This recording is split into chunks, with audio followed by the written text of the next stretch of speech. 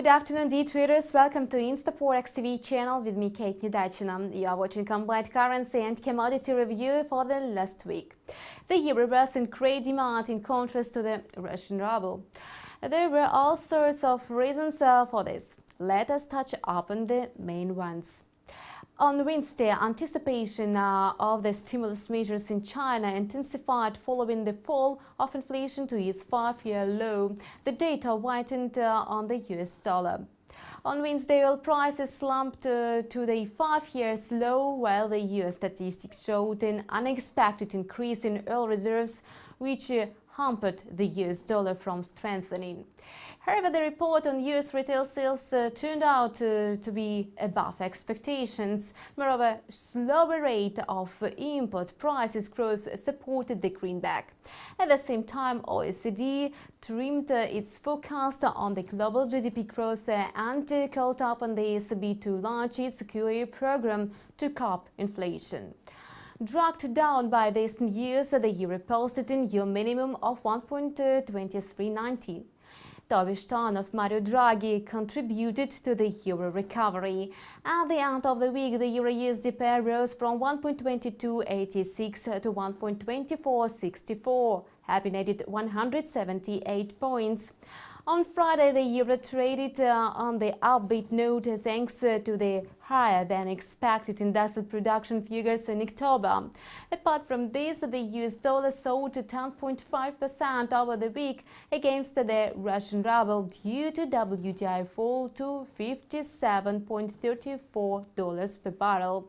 The US dollar went up to 58 rubles and 21 kopecks, logging a new record.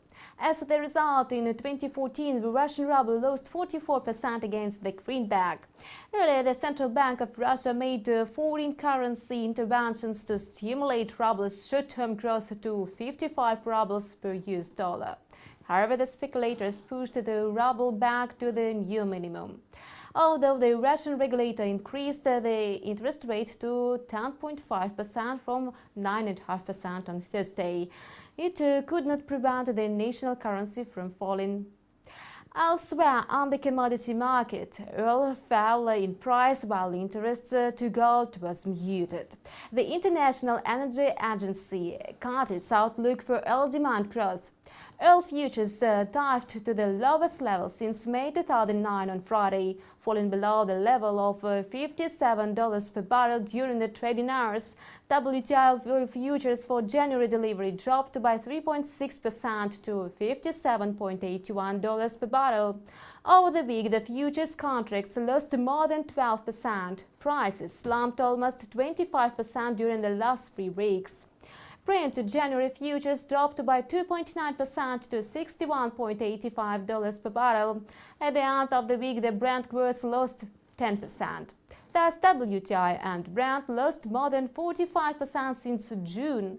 Meanwhile, gold traded in a narrow range Friday. Over the week, it gained 3%.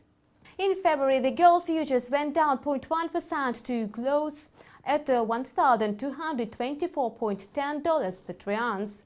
The yellow metal managed to rally last week thanks to the increased interest to the safe havens as a result of the market reaction to the weak economic reports from Japan and China, as well as spurious over-election in Greece and decline in global stock markets. You have watched ИнстаФорекс weekly overview of currency and commodity markets presented by me, Kate Nidachina. Take care and goodbye.